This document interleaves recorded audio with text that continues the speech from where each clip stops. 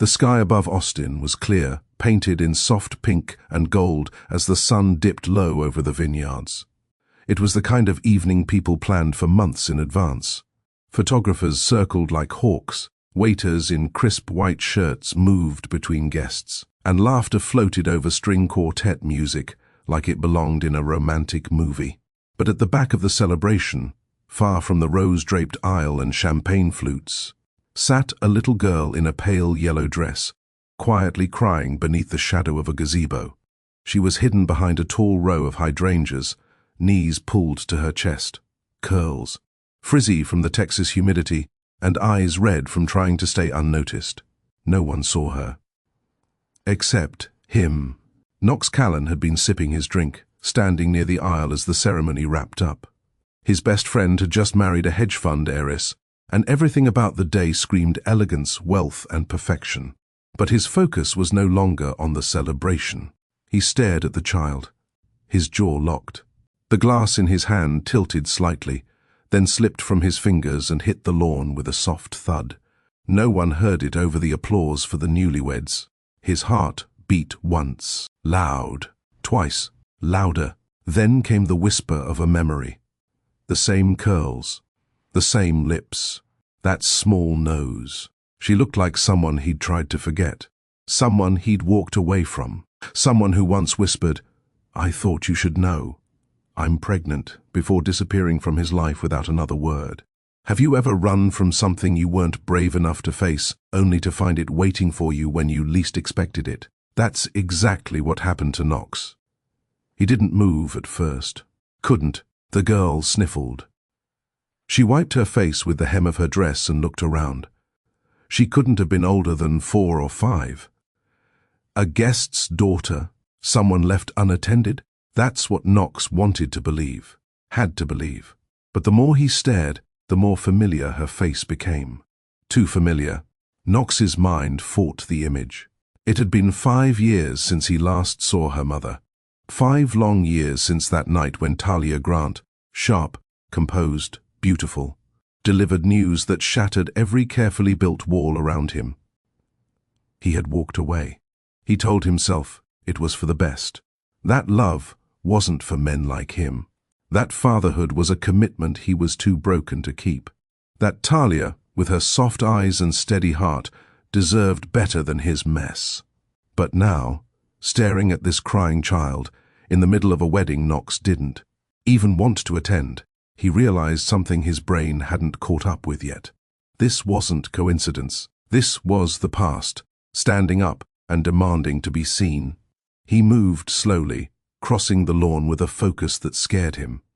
The guests were busy clapping for the bride and groom. No one noticed the change in his breathing. No one saw how tightly he clenched his hands. He stopped a few feet from her. "Hey," he said softly. The little girl flinched, then looked up.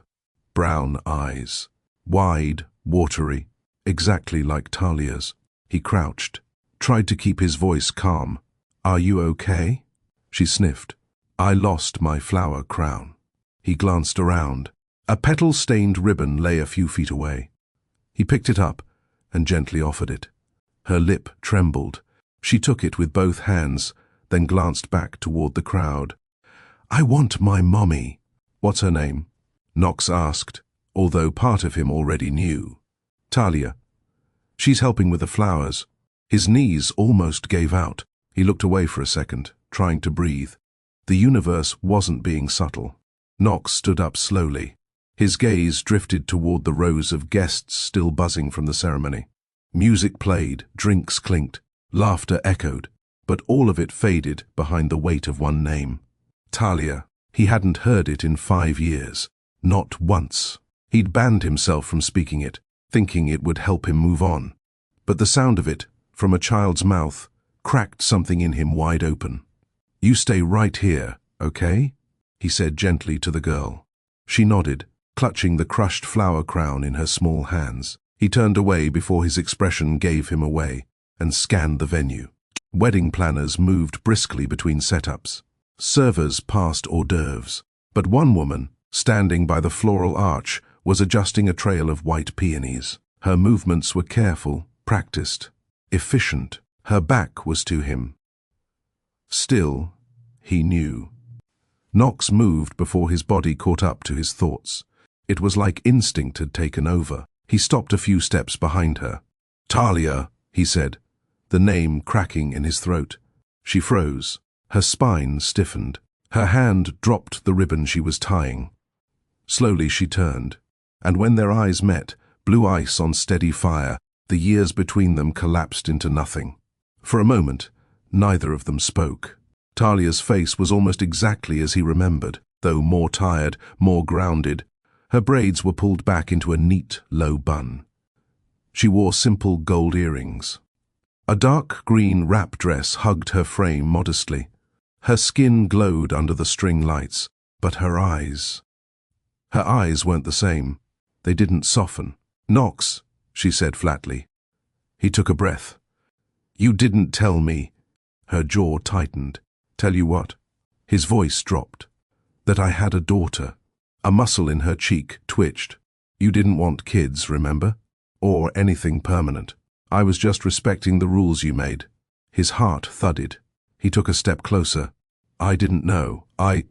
You didn't want to know," she cut in, calm but sharp.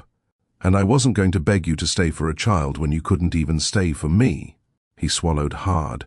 She turned away and picked up the ribbon she dropped earlier, busying her hands. "I'm not here to fight," he said. I saw her. She said your name." Talia paused. "She's not part of your world, Knox. You made that clear years ago." Knox exhaled slowly. "I'm not that man anymore." "Maybe not." She looked at him finally. "But she's still not your apology to make." Silence stretched between them. "Talia." "I'm working," she said, and turned back to the flowers. Before he could say anything more, the little girl came running up the path. "Mommy." Talia crouched down immediately and caught her in her arms. "It's okay, baby." "I found it," Mina said, holding up the bent crown. "You did? That's great," Talia replied softly, brushing a curl from her daughter's forehead. Knox watched. Something in him broke open right then, not because he missed years, but because he had never once imagined what those years even looked like. He'd been so busy thinking about his own fears, his own pain, his own need for distance, that he never once considered what he left behind. Mina looked up at him curiously. "Who's that?" Talia stood, holding her daughter close. "That's just someone I used to work with." Knox felt the weight of it. The truth. The shame. "Nice to meet you," Mina said politely. He gave a small smile. "Nice to meet you too." Then he turned and walked away. But the conversation, the child, the moment, it followed him like a shadow. Later that evening, the celebration turned to dancing. Knox stood near the back patio, hands in his pockets, watching couples sway to soft music under twinkle lights. He wasn't really there, not in his head. He was on that lawn again, watching Mina cry, hearing her say Talia. He barely registered when someone stepped beside him. "You look like a man being chased by his own ghost," the groom said. Knox didn't respond. His friend followed his gaze. "Talia?" Knox gave a slow nod. "She never told me. I figured something was up. You've been off since before the ceremony." She said the girl's name was Mina. "She looks exactly like her." His friend raised a brow. "And you think—" "I know." A beat. "Are you going to do something about it?" Knox stared ahead. "I have to." His friend clapped a hand on his shoulder. "Then do it, and do it right." Have you ever made a choice you thought was right, only to regret it when it was too late to undo? Knox walked away thinking he was protecting himself. But now, face to face with a child who shares his eyes, he's forced to confront the life he could have had. And the woman he never truly let go.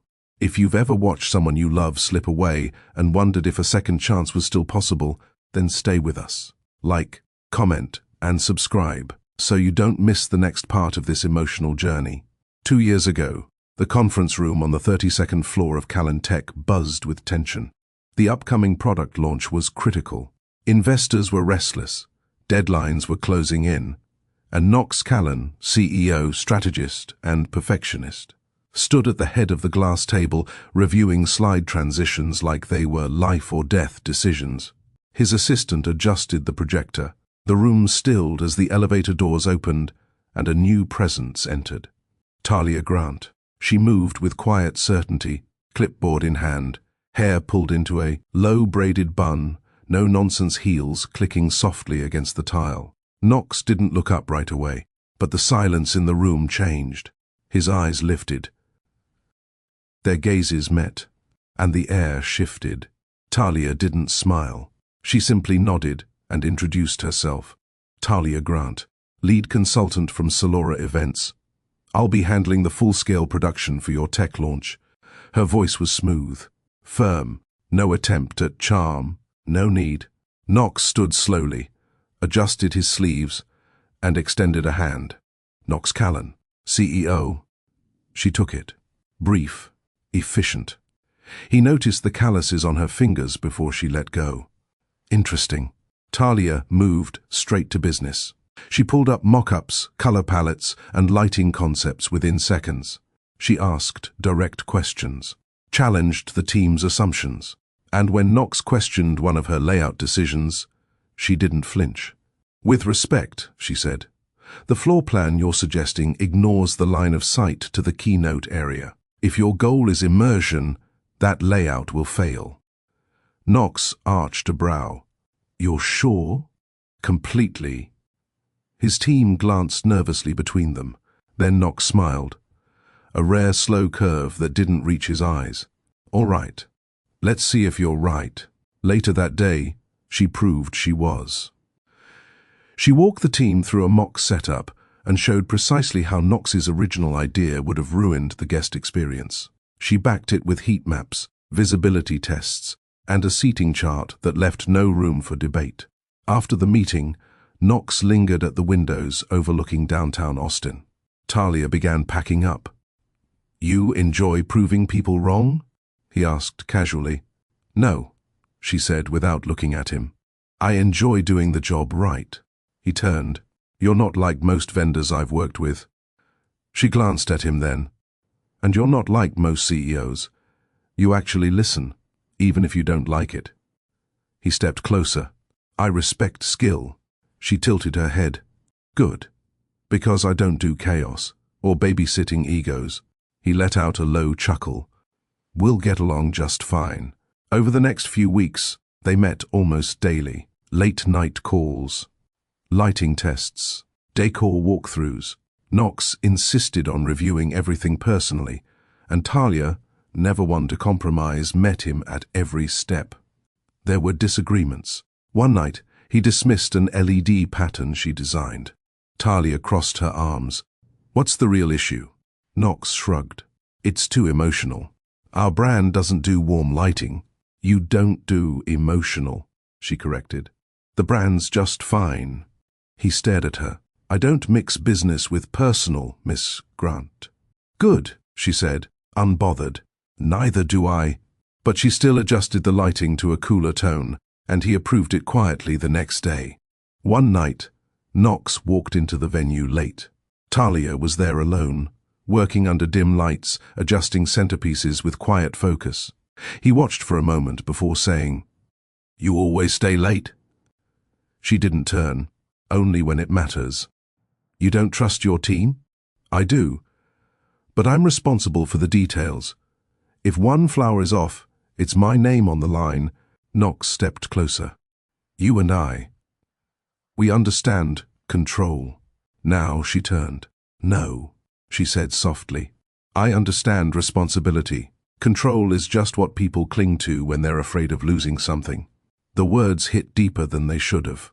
He said nothing, but he didn't leave either. The launch was flawless. Investors raved. Media coverage exploded. Calantech's brand image soared. Knox gave a brief, confident speech from the LED stage. Cameras flashed. Clients applauded. But when the crowd cleared, he went to the back, where Talia stood beside her crew, clipboard still in hand. You did it, he said. She didn't correct him. She just smiled once. We did. He nodded toward the valet. Dinner? Talia hesitated. I don't date clients, she said. Good, Knox replied. You're not my client. You're the reason this night worked. And I don't forget people who get things done. She looked at him. His face was calm, serious. She didn't say yes, but she walked to the car anyway. That night started something neither of them planned. Over wine and grilled sea bass at a rooftop restaurant, they talked about work. Childhood, music, silence. Knox learned she liked thunderstorms, hated green bell peppers, and couldn't sleep with ticking clocks nearby. Talia learned he collected old watches but never wore them, that he used to write poetry as a teen, then burned it all at 18. They didn't kiss that night, but the distance between them was thinner, sharper, loaded with questions neither of them dared ask yet. By the end of that week, he invited her to his penthouse. Talia didn't pretend to be surprised. She showed up in dark jeans, a simple silk blouse, and no makeup. He made her tea. They didn't talk about business, not once. Talia sat on the edge of the velvet couch in Knox's penthouse, hands folded around the warm mug he'd made for her. Chamomile, just how she liked it. She hadn't told him. He just remembered. The space was modern, minimal, masculine. Grey walls, black leather, clean lines. The kind of home built by someone who didn't plan on sharing it. Not with anyone, not permanently. She glanced at him. Knox had taken off his jacket and rolled up his sleeves. He leaned against the counter with his own cup, watching her in a way that made the air between them feel tight. This place is quiet, she said. I like quiet. I can tell. He took a slow sip. You hate it. No, she said honestly. But I wouldn't survive here. No books, no music, no clutter. A flicker of something passed through his eyes. Amusement, maybe. So, you're saying I live like a machine. I'm saying, she replied, you live like someone afraid of leaving fingerprints behind. Knox blinked. She'd hit a nerve, and they both knew it. But instead of shutting down, he walked toward her. He didn't sit, just stood close enough for her to feel the heat of his body. I don't let people in, he said quietly. I noticed. I don't have the room. Talia set the mug down gently. Then she looked up, her voice calm but clear. Then why did you invite me here? Silence. Knox finally sat down across from her. His expression was unreadable. I don't know, he said. Maybe I wanted to see if I could break the pattern. Talia tilted her head. And what is the pattern, Knox? No connection. No mess. No expectations. She nodded slowly. And do you think that's sustainable? He didn't answer. What started as tea turned into hours of quiet conversation. She told him about her parents, divorced when she was 10. Her mother moved them to Charlotte, worked 2 jobs, and still made time to check every homework assignment. Knox opened up more than she expected. He shared how his father vanished when he was 6, how his mother spent most of her time in bed, and how he'd learned early on that self-reliance wasn't optional. He didn't ask for sympathy, and she didn't offer it. But something shifted. Walls didn't fall. They cracked, just a little. By the time she stood to leave, he walked her to the door and paused. I don't do relationships, he said. She smiled faintly. Good. Neither do I. They both knew it was a lie. The next week blurred. Knox showed up at her event walkthrough. She texted him photos of her setups. He called her late at night for opinions on lighting and stayed on the phone even after the topic ended. He didn't make a move. Neither did she. But the distance between their lives kept shrinking. One night, she fell asleep on his couch. He covered her with a blanket and sat across the room just watching her breathe. Another night she cooked in his kitchen badly, and he ate every bite anyway. Still, neither of them called it what it was. Until the night he kissed her. It wasn't planned. They'd just finished walking through a hotel ballroom where she was setting up for a charity gala. She looked exhausted. Loose ponytail, smudged eyeliner, tension in her shoulders. You should take a break, he said. I will when I'm done. You always say that. She turned toward him. And you always show up when I don't ask. Knox stepped closer. His eyes searched hers. And you let me. Talia didn't move. She didn't speak. He reached out slowly, brushed a strand of hair from her cheek. I don't do this, he said. I know. I'm not the guy who texts good morning. I'm not the guy who knows what flowers to send. I'm not. She cut him off with a whisper. Then, be the guy who doesn't run. And he kissed her. That kiss unraveled everything. Weeks turned into months. They spent weekends at his place. She left books on his shelves, a toothbrush in his bathroom, tea bags in his cabinet. Knox still worked long hours. He still kept things compartmentalized. But Talia? She slipped between the lines. She never asked for more, never demanded he say the words. But her presence changed things. She made his life feel full for the first time in years. Still, Knox never let go of his rules. No photos together, no posting online, no meeting families, no long-term talk.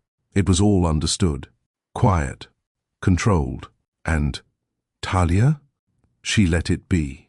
But she also started noticing the cracks, the way he'd shut down when she asked about childhood, the panic in his eyes when she talked about anything past next month, the way he always made her feel seen.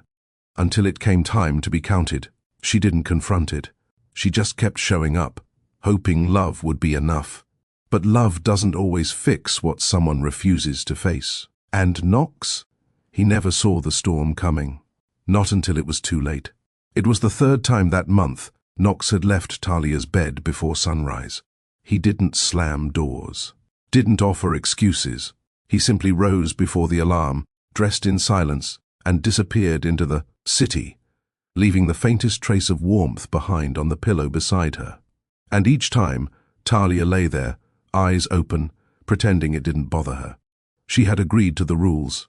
No expectations, no titles, no promises. They hadn't called it dating. They hadn't introduced each other to anyone. What they had existed in a separate private world, one where everything was felt but nothing was named. And in that world, feelings were like furniture, functional but never too comfortable. Knox liked it that way, or so he claimed. That morning, he texted her 3 words. Dinner tonight. 8. No apology for leaving early. No check-in about how she felt. Talia stared at the message for a long moment, then typed, sure. No emoji, no warmth. She put the phone down and looked at the empty space beside her. Maybe she was the fool. Maybe she thought time could melt stone. That closeness, repetition, softness could change a man who kept his emotions like files in a locked cabinet. But even fools know when something feels off. At dinner that evening, Knox arrived wearing his usual armor, dark suit, zero emotion. The restaurant was upscale but quiet, tucked away in a side street in East Austin. The kind of place where no one took photos and everyone respected silence. Talia wore a simple black wrap dress, minimal makeup, hair in a low twist. She looked effortless. She always did. They ordered wine. Talked briefly about work. He asked if she'd booked the venue for next month's art gala. She told him she had. He nodded. Then came the silence. Not the comfortable kind. The kind that hangs between people who are both avoiding the same truth. Talia finally set her glass down. Knox. He looked up, alert, guarded. I need to ask you something. He leaned back slightly, always preparing for a hit. She didn't raise her voice. Didn't cry. What are we doing? He didn't answer immediately. What do you mean? She kept her tone even. This, us. It's been 6 months. I don't need a ring or a label. But I need to know if this is leading anywhere, or if we're just orbiting until we burn out. Knox exhaled slowly. I told you from the beginning that you don't do relationships. I know. She folded her hands on the table. But I never said I didn't, and I don't know how long I can keep shrinking myself to fit inside your comfort zone. The words hit like a hammer in velvet. Knox stared at her, unmoving. Talia, You knew what this was. She nodded. I did. But I was hoping maybe, with time, it would become something else. He looked down. I'm not wired that way. No, she said gently. You're just scared. He looked up sharply. Of what? Of needing anyone.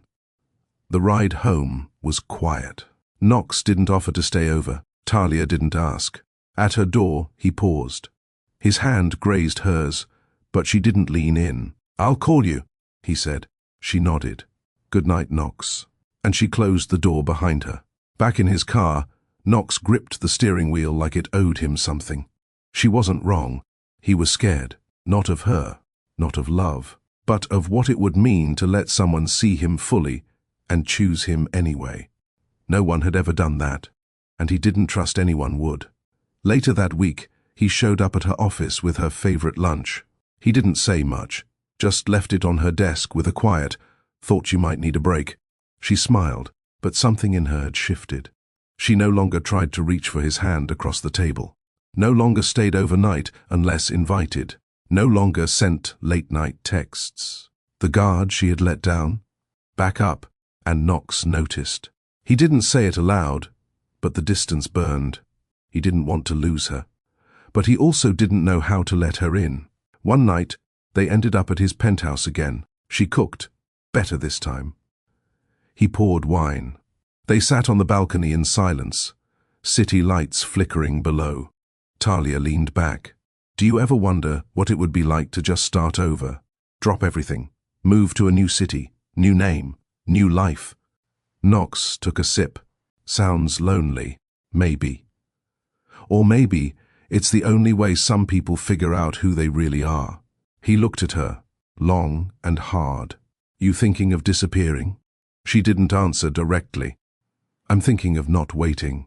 He froze, but she didn't elaborate. She kissed him that night, slowly, with a sadness that soaked into his skin like rain. He kissed her back, but when she left the next morning, he didn't stop her. It had been 8 months since Talia first walked into Knox's boardroom and shifted everything he thought he controlled. And now, it was unraveling. Not because of a fight.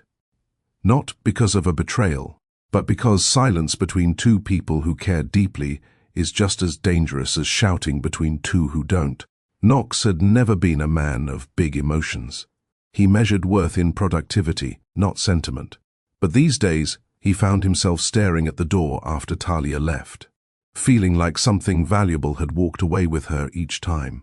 Still, he kept his mouth shut. He told himself she understood, that she knew how difficult this was for him. That should have been enough, but it wasn't. One Friday evening, Knox invited her over. No agenda. No fancy dinner plans. Just wine and music playing low from the corner speaker. Talia showed up in jeans and a linen shirt, her bag slung casually over her shoulder. She looked tired. Not just physically, but emotionally worn. Long day? He asked, handing her a glass. She nodded. Weddings back to back this weekend. Floral trucks running late. One venue lost power for 3 hours. He chuckled. You live in chaos and somehow thrive. She offered a weak smile. Chaos I can manage. It's the people part that drains me. He paused. Am I one of those people? She didn't answer. That was answer enough. They sat on the balcony again, watching Austin's lights stretch endlessly below them. Knox took a slow breath. You've been pulling away. Talia looked over. Have I? Yes. I didn't think you'd notice. He winced at the sharpness of her words. I notice everything about you. She turned to face him fully. Then why don't you act like it? He stayed quiet. I don't need a label, she said. But I need to know I'm not disposable. You're not. Then what am I, Knox? He looked away. Talia stood up and walked toward the door. Say something, he said quickly. She stopped. I don't want to beg you for space in your life, she said. That's not love. That's settling. Knox stood too. I've given you everything I know how. You've given me time, she replied, voice shaking. But not yourself. Not your plans, not your future, not your trust. She reached for her bag. I need more than visits and wine. I need to be seen, not scheduled in. Knox's throat burned. I'm trying. I know, she said quietly, but trying isn't always enough. That night, she didn't sleep over. Knox sat alone on the couch, staring at the door long after it closed. In the past, silence was comforting, a reward for maintaining control. Now, it felt like punishment. The following week, he tried to reach her. Texts, calls. She replied, but coolly, cordially. She didn't ignore him, but the warmth was gone.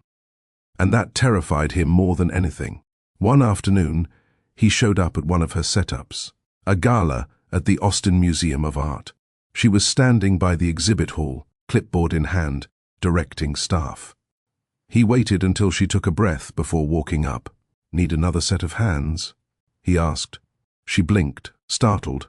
You're not a fan of showing up unannounced. I'm not a fan of losing things that matter. She crossed her arms. He stepped closer. You were right. I've been hiding, behind control, behind time. I didn't come into your life to drag you into love, she said. I wanted to build something with someone who believed in showing up. Knox's voice dropped. I want that. I don't know how to do it well, but I want that, with you. For a second, she didn't speak. Then she handed him a folded chair. Help me fix the lighting over the left aisle, she said. And don't drop anything. They didn't talk about the relationship that night. They just worked, side by side. And something about that, the quiet shared effort, felt more like intimacy than anything they'd done in weeks. At the end of the evening, Talia turned to him. Small steps. That's what I need. He nodded. You'll have them. Consistently. He nodded again. And willingly. He smiled faintly. I'm not used to someone calling me out this much. She smirked. Get used to it. That night, she didn't stay over. But for the first time, she left with hope instead of hurt. Knox stood on the balcony, watching her car pull away, heart beating slower, but steadier.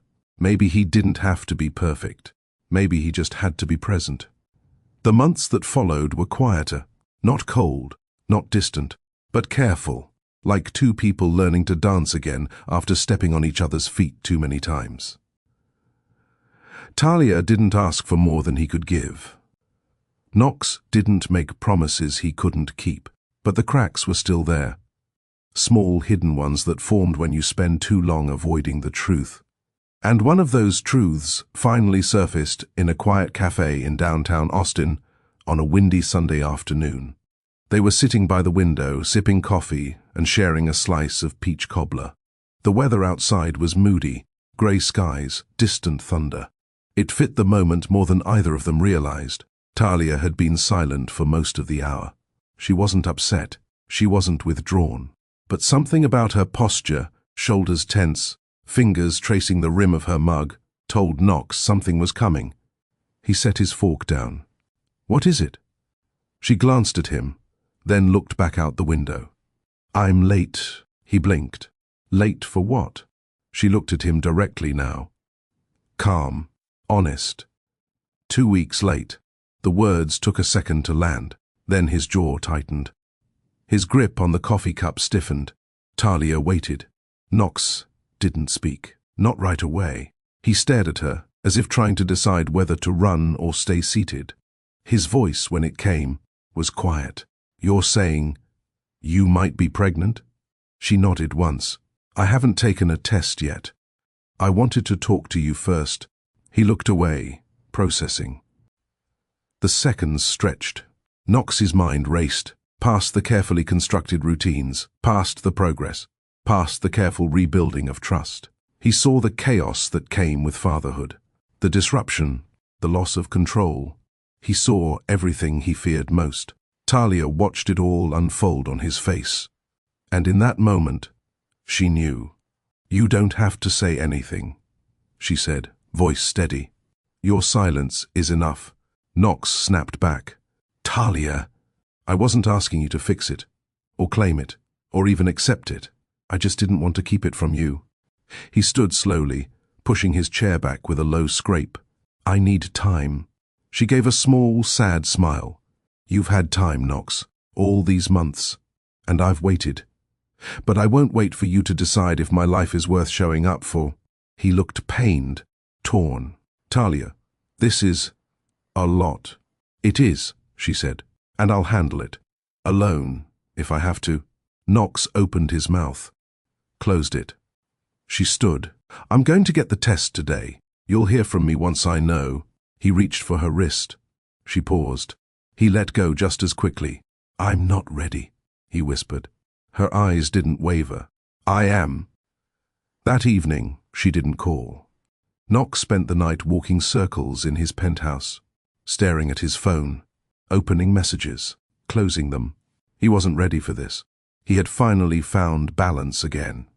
Talia was the first person he ever let close. And now? This? A child? A lifetime? A family? It was too much. But in the silence, as the city lights flickered and the streets buzzed beneath his balcony, one thought gnawed at him. He'd already lost too many things by running. Would he lose her too? The next morning, she sent a message. False alarm. Nothing more. No emojis. No calls. No follow-up. Knox read it 3 times. The relief came first, then guilt, and beneath it, something unexpected, grief. Knox didn't reply to the message right away. He read it again the next morning. False alarm. 2 words. Clean. Unemotional. Final. But the finality of it settled like a stone in his chest. He should have felt relief. Instead, he felt something harder to name. Regret. Shame. Something heavier than either. For the first time he realized that his silence, the thing he'd always used as armor, might have been the very thing that lost him what he didn't know he was ready for until it passed. 3 days later, he stopped by her place. She wasn't expecting him. She opened the door halfway, not surprised, but not exactly welcoming either. Knox stood there, hands in his pockets. No suit, no script. Just the weight of something he should have said earlier. Can we talk? Talia leaned against the doorframe. She didn't invite him in, but she didn't close the door either. I already said what I needed to. He looked at her. Hair loose, hoodie on, barefoot. She looked tired, not from work, from him. I didn't handle it well. No, she said plainly. You didn't. I was shocked. I panicked. But not because I didn't care. Because I did. She exhaled, slow and deep. Knox, caring isn't enough. You can care about someone and still leave them standing alone when it matters. He took a step forward. I didn't leave you. You didn't stay either. The words hit harder than a shout. He looked down. You were the only person I've ever let that close, he said. And I didn't know how to hold it without breaking everything I've spent years building. Talia studied him. I'm not asking you to break yourself for me, Knox. I just wanted to be part of what you were building. Her voice softened. But every time I got close, you shut the door. He nodded slowly. And now? She crossed her arms. Now I've learned how to stop knocking. Knox didn't sleep that night. Not because of the conversation, but because of what it revealed. He had been living in fear, not just of love, but of being seen. Fully, flawed, without the armor of business success and public detachment. He had pushed her away to protect himself, and now she was finally letting go. Not with anger, but with peace. The kind of peace that people don't return from. The next week, they didn't speak. No texts, no updates, no plans. The silence this time wasn't strategic. It wasn't protective. It was real. It was over, and Knox felt it in every quiet moment. On a Thursday afternoon, his best friend, Jordan, the groom from the wedding, dropped by Knox's office. You look like hell, he said, dropping into a chair. Knox didn't respond. You miss her? He nodded once. You let her go? I froze. Jordan leaned forward. Then unfreeze. Get over whatever fear you're carrying and go do something, because you don't get women like her twice. Knox didn't answer, but the next morning, he took the day off. He drove for 2 hours.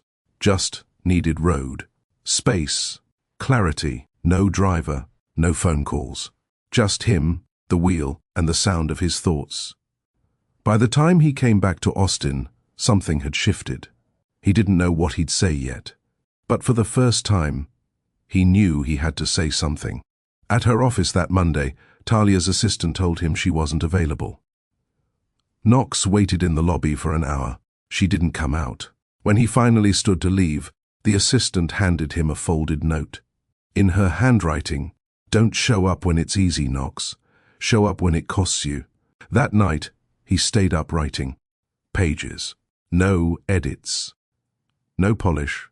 No controlling the message. Just honesty. The next morning, he dropped the envelope at her doorstep himself. He didn't expect a reply, but 3 days later, she texted him. I read every word. That was all. But for now, it was more than he deserved. And enough to hope. The sky over Stonegate Vineyard was warm with late afternoon gold. Laughter spilled across the lawn as guests moved between tables, photographers clicked, and champagne sparkled in tall flutes. Everything was picture perfect, from the flower arrangements to the flicker of candlelight waiting to be lit as the sun dipped low. But Knox Callan wasn't thinking about the wedding. He was staring at the little girl in the yellow dress. She sat alone on a bench near the gazebo, head bowed, tiny shoulders trembling as she clutched a crumpled flower crown. No one noticed her. No one, except him. He had been standing near the bar, half listening to a conversation about hedge funds when he saw her. One glance was all it took. His body locked up. He dropped his glass, didn't flinch when it shattered softly on the grass, because she had her mother's eyes. The same deep brown, the same tilt at the corners. Her hair, her skin tone, even the stubborn way she wiped her tears without asking for help. It was all Talia. Knox's heart slammed in his chest. He moved across the lawn without speaking. Each step took him closer to the part of his past he thought he'd buried. She didn't notice him until he was right in front of her. He crouched low. "Hey," he said, voice tight. "You okay?" She looked up. Big eyes. Small face. Cheeks flushed from crying. But even through the tears, she looked like Talia. He swallowed hard. "I lost my flower crown," she said quietly. "And my mummy's working, and said to wait here." He nodded slowly. "What's your mummy's name?" She sniffled. "Talia." That did it. He stood, backed up a step. The world shifted under him, like the ground itself couldn't hold steady. Knox hadn't seen her in 5 years. After she stopped responding to his letters, after her final text that read, "Let me heal in peace," he'd respected her silence. Or maybe, if he was honest, he hid behind it. But now, she was here. And the girl sitting in front of him, she was his. She had to be. He turned away and scanned the venue, every nerve alive. His fingers twitched at his sides. Then he saw her. Talia stood at the far end of the ceremony space, adjusting a floral arch with practiced care. She wore a long sage-green dress and flat shoes. Her hair was braided back in a neat crown, just like she used to wear it when she worked events. She moved with grace. Purpose and distance, like the years between them, had settled into her bones. She didn't look up. She hadn't seen him yet. Knox stood frozen, unsure if he should move toward her or walk away, before she turned and shattered whatever was left of his composure. His old friend, the groom, appeared behind him, clapping him on the back. "Enjoying the view? Told you this place would be perfect." Knox nodded absently. "Beautiful setup, right?" His friend continued. "We got lucky. Our original planner bailed last minute, and someone recommended this designer from Charlotte. Quiet type, but crazy good. Her name's Talia something." Knox's throat closed. The universe wasn't just being ironic. It was deliberate. He waited. He needed a moment alone with her. Somewhere less public. Somewhere the whole world didn't feel like it was watching. But fate didn't give him that, because 5 minutes later, Talia turned and saw him. Their eyes met. Her entire body went still. He didn't move, didn't smile, didn't speak. He just watched her face shift from surprise to disbelief, to something unreadable. She held it together. That's who she was. But he saw the tremor in her hands. The kind of tremor you can only get from facing the one person you promised yourself you'd never see again. For a moment, no one around them existed. The laughter, the music, the clinking glasses, all blurred into silence. Knox and Talia stood across the courtyard, two ghosts dragged back into each other's orbit by fate's cruel precision. Talia's eyes didn't soften. She looked at him like someone facing a memory they'd already buried. Her hand tightened around the clipboard she held, knuckles pale against the metal clip. He took a slow step forward. "You didn't tell me." Her voice, when it came, was calm but edged. "Tell you what? That I had a daughter."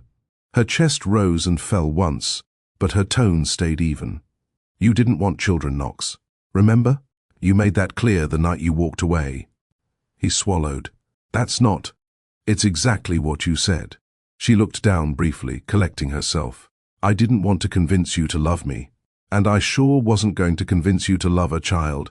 He winced, and for the first time in years, his voice cracked. "You could have called." Talia shook her head. "And say what? That I was pregnant with the baby of a man who builds walls faster than bridges? You made your choice. I just respected it." Knox stood still, her words hitting with precision. She wasn't angry. That made it worse. Anger meant there was still fire. This was quiet resignation, the kind that comes after crying alone too many nights. "Talia," he started, but she turned slightly as her assistant called from across the lawn. "Miss Grant, the lighting check's ready." She nodded to her team, then looked back at him. "You should enjoy the wedding, Knox. It's a good day for new beginnings." She turned to leave. He took one step after her. "Please, don't walk away again." She stopped, her back to him, voice low. "I didn't walk away, Knox. You did." The rest of the evening dragged. Knox tried to act normal, smile for photos, toast with the groom. But every time he looked across the lawn, Talia was there, directing staff, fixing details, avoiding his gaze. He saw the quiet strength she'd always had, the independence that used to draw him in and now kept him locked out. He couldn't focus on anything else. When the couple had their first dance, he slipped outside, needing air. The vineyard stretched out under the night sky, rows of vines glowing under lanterns. Crickets hummed. The Texas wind was cool against his collar.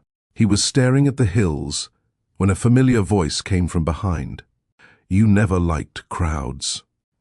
He turned. Talia stood at the edge of the patio, arms crossed, her tone softer than before but still measured.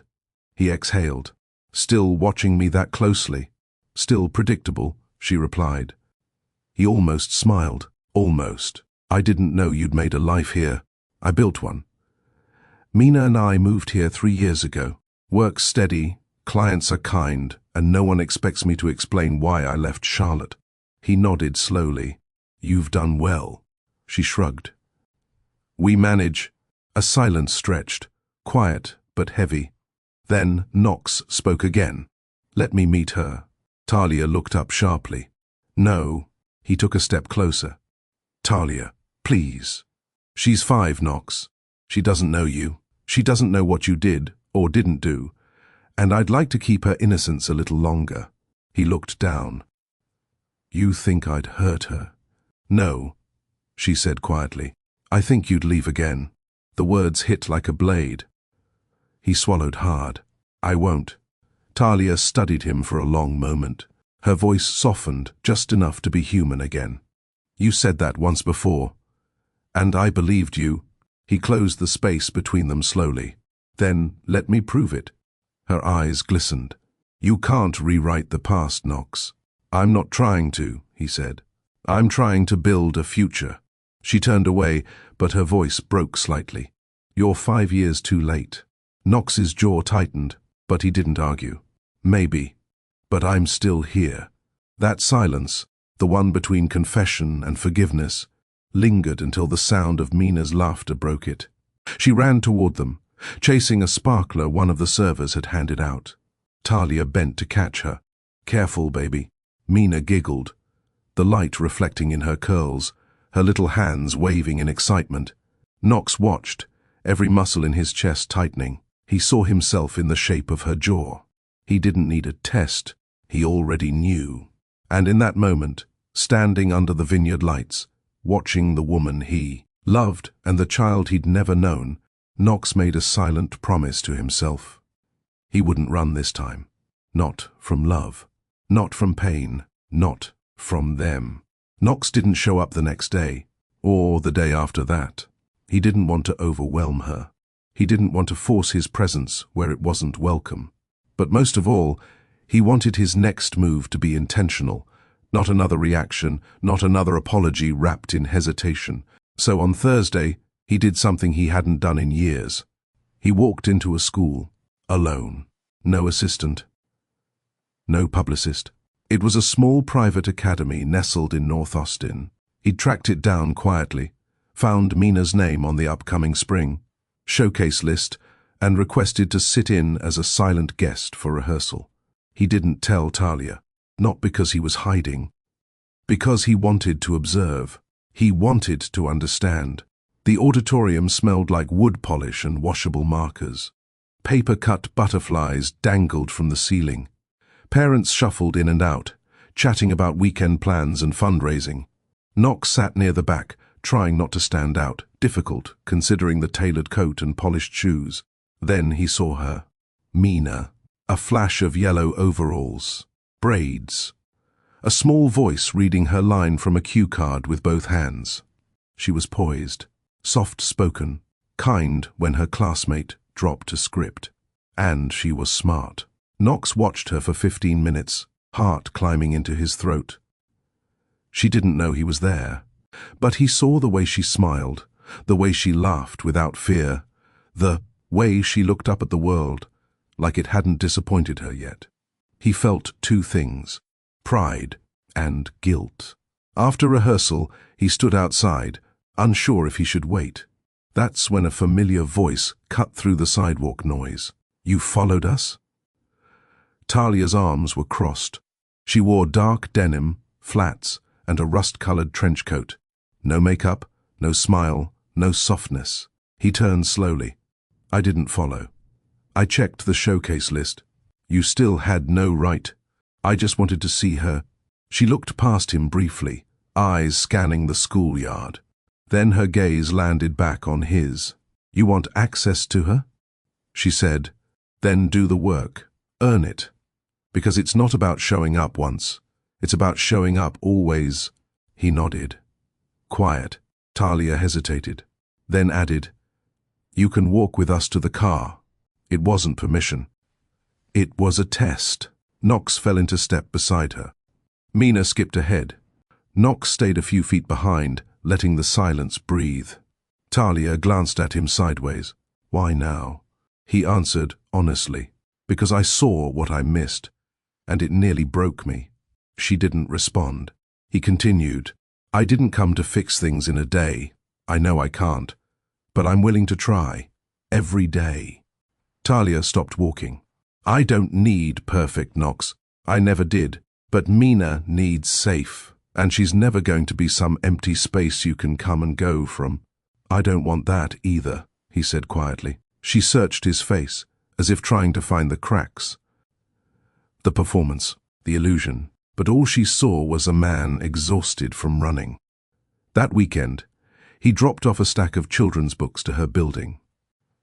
No note, just titles on art, design, and adventure, subjects she had once told him Mina loved. The week after that, he mailed a hand-drawn birthday card. No cartoon logo, no expensive wrapping, just a simple message. I'm proud of who you are. even if I'm late getting to know you. Kay, Talia didn't respond immediately. But something shifted. She didn't block his number. She didn't shut the door. Instead, one Friday evening, she sent a message. "We'll be at Riverside Park tomorrow, 11 a.m. You can join if you're serious." Knox read it 3 times, then typed one word: absolutely. The next morning, he stood by the swings, coffee in hand, heart pounding like he was about to walk into a board meeting naked. Mina ran ahead. Talia walked behind, scarf loose around her neck, hands buried in her jacket. She nodded at him. "Hi," he said gently. Mina waved shyly. "Hi again." Talia sat on the bench. Knox stood beside it. No expectations, no pressure, just presence. And sometimes, presence is enough to start healing what absence once broke. That morning in the park, Knox didn't try to win anything. He didn't push for answers, didn't force small talk. He simply stood beside the woman he once walked away from and watched the little girl he never knew how much he needed. Mina played near the jungle gym, climbing confidently. She waved at Talia every so often and stole glances at Knox, unsure of who he was but not afraid. She didn't call him Dad. She didn't ask questions, and he didn't expect her to. Talia sat quietly on the bench, coffee in hand, eyes on Mina, but aware of Knox beside her. "You don't have to be perfect," she said without looking at him. He turned. "I'm not trying to be good, because if you are, she'll see through it eventually." Knox nodded. "I just want to be here. However I can." Talia sipped her drink, letting the silence fill in the blanks. Her voice softened. "She asked me last year why her friends had dads and she didn't." Knox's throat tightened. "What did you tell her?" "I said families look different. That some kids have 2 parents, some have 1. Some are raised by grandparents or uncles or friends. But every family has love." She looked at him now. "I didn't lie to her. I just didn't know how to explain you." He swallowed hard. "I want to give her answers now. Real ones." "Then start small," she said. "Be consistent. No big gestures, no promises you can't keep." Knox sat down beside her. "I can do that." They stayed for another hour. Knox pushed Mina on the swings, walked slowly beside her while she collected acorns. Talia watched from a distance, cautious but no longer guarded. She didn't interfere. And that meant more than words. Over the next few weeks, things changed, slowly, like thawing ice. Knox started coming around more. He offered rides to after-school art class, helped carry groceries up Talia's stairs, showed up to Mina's puppet show without needing a reminder. He didn't ask for anything, not even a label. And Talia? She stopped holding her breath when he showed up, because for the first time, he kept showing up. It wasn't romantic yet, it wasn't easy, but it was real. One afternoon, as they waited outside Mina's school, Talia spoke up. "Do you remember the night I told you I was pregnant?" Knox's hands tightened on the steering wheel. "Yeah. You didn't say a word. You just stared, like I'd ruined something." He looked at her, shame flickering behind his eyes. "I didn't know how to handle it. I wasn't asking for an answer that night," she said. "I was asking you to stay. I wanted you to see me, see what we could have had. I was a coward. You were scared." He turned toward her fully. "And now? Now you're here. That counts for something." Later that evening, Mina fell asleep in the back seat after her piano recital. Talia climbed into the passenger seat while Knox drove them home. The night was quiet, and the windows fogged slightly from the rain tapping the glass. Knox spoke softly. "She's incredible. She has your laugh." Talia smiled faintly.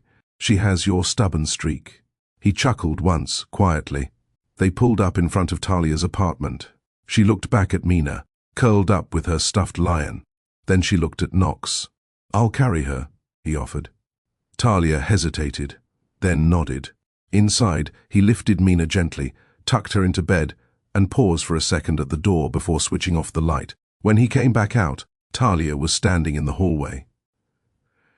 She didn't speak, neither did he, but something had changed. The air between them wasn't cold anymore. It was cautious, but warmer. Talia stepped aside to let him pass. He walked toward the door, then stopped. He turned to her. "I know I missed the first chapter of her life," he said, "but I'd like to be part of the rest, if you'll let me." Talia's eyes didn't fill with tears. She didn't soften like a movie ending. She just nodded once. One chapter at a time. Knox. It had been 2 months since that quiet night in Talia's hallway. 2 months of walks in the park, bedtime stories Knox had to rehearse before reading, and mornings where he packed fruit snacks for Mina's backpack, even when he got the flavors wrong. But more than that, it had been 2 months of reflection. Knox had built his entire life on control.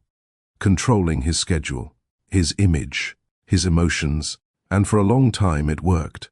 But loving Talia, wanting to be a father to Mina, was undoing that.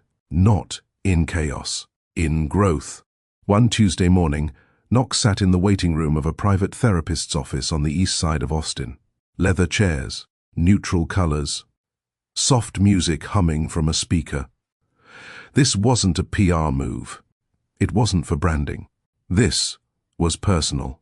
He had scheduled the appointment himself, not because someone told him to, but because he was done walking through his life with a locked jaw and a bleeding heart. The therapist was a middle-aged black woman named Dr. Layton. Gentle voice, no fluff. The kind of person who didn't try to fix you. She just held up the mirror until you looked. In their first session, she asked him why he came.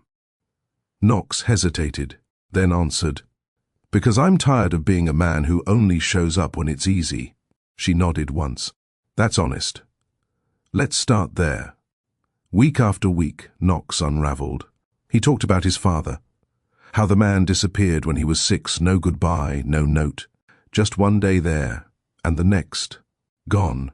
He talked about his mother, how she stopped getting out of bed after that, how she muttered promises she never kept, how he learned by age 8 to rely on no one. Dr. Layton didn't interrupt. She just let the silence do the work. "You don't trust love," she said during the 3rd session. Knox looked up. "Because it always leaves." "No," she said.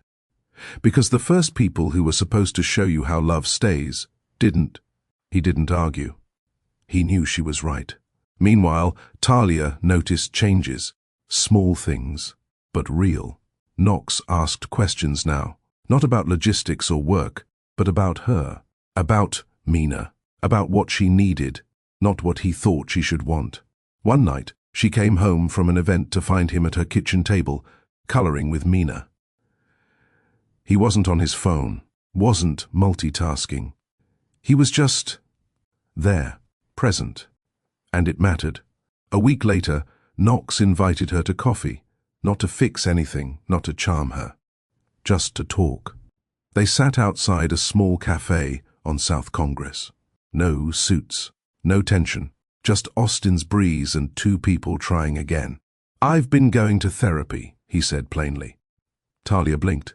"Really?" He nodded. "I needed to figure out what I was so afraid of." She tilted her head. "And I was afraid of needing someone I couldn't control." Talia didn't speak. Knox continued, "But now I realize the scariest thing isn't needing someone. It's never giving yourself the chance to be needed in return." She stared at him, then said, "That's not a sentence you pull from a business book." He smiled. "No. That one was mine." They both laughed softly, and for the first time since their daughter was born, they looked at each other like maybe, just maybe, this didn't have to be the end of their story. Later that week, Talia sat at her dining table, a sketch pad open in front of her, but she hadn't drawn anything. Not because she had artist's block, but because her mind was somewhere else. Knox. Not the old Knox who silenced emotions with structure and disappeared when things got too heavy. But this version. The one who looked her in the eyes when he spoke. The one who stopped trying to fix everything and started trying to understand it. It was unsettling. Not because it wasn't real, but because it finally was. She wasn't a woman who romanticized struggle. She'd seen too many of her friends stay in relationships for potential. She promised herself she wouldn't do that. Not with Knox, not with anyone. But change, real change. That was different. She sipped her tea and opened a photo album Mina had accidentally knocked off the shelf earlier. Old photos slipped out, ones she hadn't looked at in years. One was from a rooftop dinner.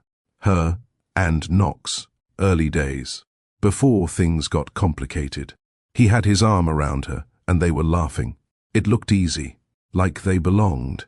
But she remembered how hard it had been, even then. How distant he could feel in a room full of people.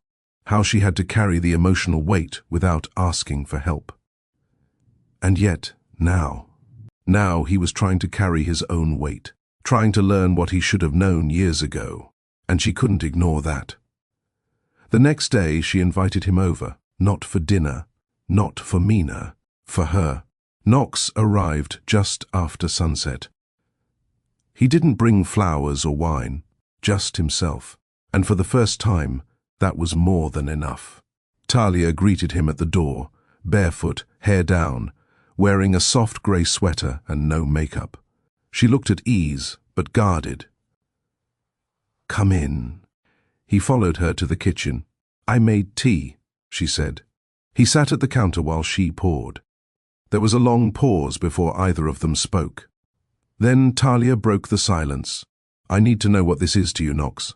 Not where it's headed, not what it looks like. What it is. Right now." He didn't hesitate. "It's the first thing I've ever fought for that didn't make sense on paper, and still matters more than anything I've built." She swallowed. He leaned forward. "I love you. I never stopped. But back then, I loved you through fear. Now I love you through choice." Talia stared at him. "Don't say that if you're not ready to show up when love feels hard.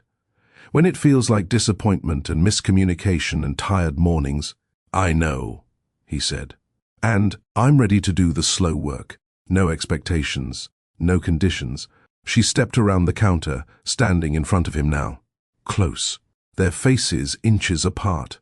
"Say that again," she whispered. He looked into her eyes. "I love you."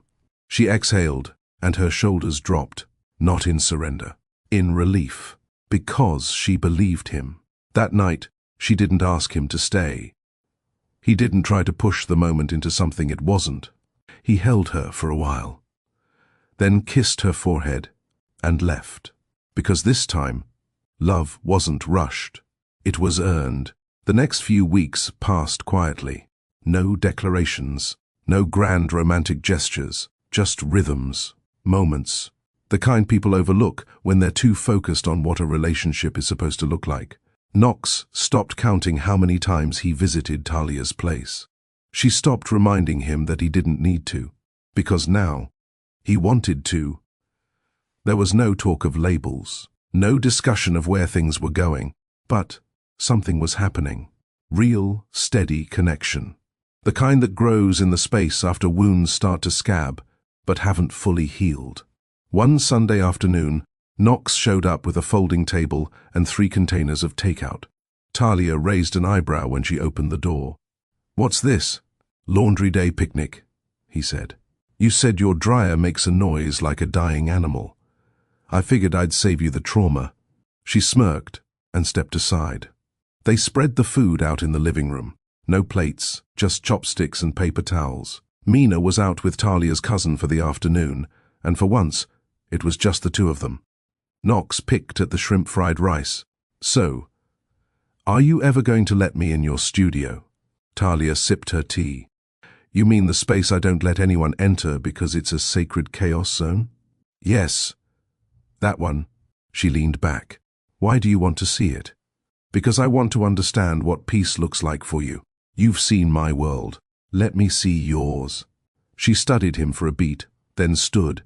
"All right, but if you judge the mess, I'm locking you in." He followed her down the hall to a door she rarely opened. Inside was a small sunlit room with a tall window, shelves lined with sketches and books. and the floor scattered with paper, broken pencils, ribbons, and a half-painted canvas. He didn't say a word. He just walked to the center and looked around like he was in a museum. "This is honest," he said finally. "That's the goal," Talia said quietly. "It's the only space I've ever let myself be messy in." He turned to her. "Thank you for showing me," and he meant it. They spent the next hour in the studio. She showed him designs she'd done for past events. He asked about her process, how she planned lighting versus texture, how she layered meaning into things most people never noticed. Knox didn't pretend to be an expert. He just listened. And in that small room filled with quiet color and years of unspoken effort, Talia felt something she hadn't felt in a long time. Safe. Not because he said the right things, but because he didn't try to fill the space with empty ones. That night, as they stood in the kitchen washing dishes side by side, Talia asked, "Are you scared?" Knox looked over. "Of what?" "This. Us." He paused. "Less than I used to be. But still, yeah. Sometimes." She appreciated the honesty. "Me too," she said. He wiped his hands, then turned to face her. "But scared doesn't mean I stop. It means I move slower and with more care." She met his eyes. "That's all I ask." A few days later, Talia had a charity gala to design. It was one of her biggest clients of the year. Knox offered to help, not as a partner but as someone who respected what she built. They spent the day at the venue reviewing logistics. Talia commanded the space with calm authority. Knox stayed in the background, carrying supplies, listening, only offering input when she asked. Later, during a break, they sat on the back steps of the hall, eating granola bars and drinking from plastic water bottles. Talia nudged him with her elbow. "You're better at this than I thought." He smirked. "What, lifting boxes?" "No. Stepping back when it's not about you." His smile faded to something sincere. "It's about learning how to be part of someone's world, not take it over." She looked at him. "You weren't always this self-aware." He shrugged. "You weren't always this trusting." Fair point. That evening, as they packed up the final centerpieces, Knox noticed a staff member struggling to close a display panel. He stepped in without hesitation, got down on one knee, and fixed it in seconds. Talia watched from across the room, surprised. Not because he helped, but because he didn't make it about himself. No one clapped. No one praised him. And yet, he smiled, like he'd just sealed a billion-dollar merger. When he stood and caught her looking, he simply said, "Old habits, huh?" She chuckled softly. New patterns. And in that moment she realized, maybe he wasn't fixing himself to impress her. Maybe he was just becoming the version of himself he wished he'd been all along. It was a Wednesday evening when Knox received an unexpected text from Talia. "You free tonight?" "Not for dinner." "Something else?" He replied instantly. "Yes." "Tell me where to be." She didn't share details. Just an address in East Austin and a time, 7:30. Knox arrived early, dressed in dark jeans and a button-down.